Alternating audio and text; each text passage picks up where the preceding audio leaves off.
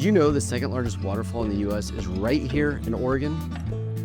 We took a guided kayak tour with ENRG Kayaking in Oregon City, just outside Portland.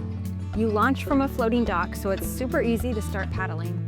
The water was calm, and the guide shared so much history about the area, the river, and the Willamette Falls. I've lived in Oregon my whole life and still learned things I'd never heard before. We spotted herons and ospreys diving for fish. And then we reached the falls. It was so fun seeing it up close and from a new perspective. We booked the tour while staying at a sweet retreat nearby. Definitely one of our favorite afternoons on this trip.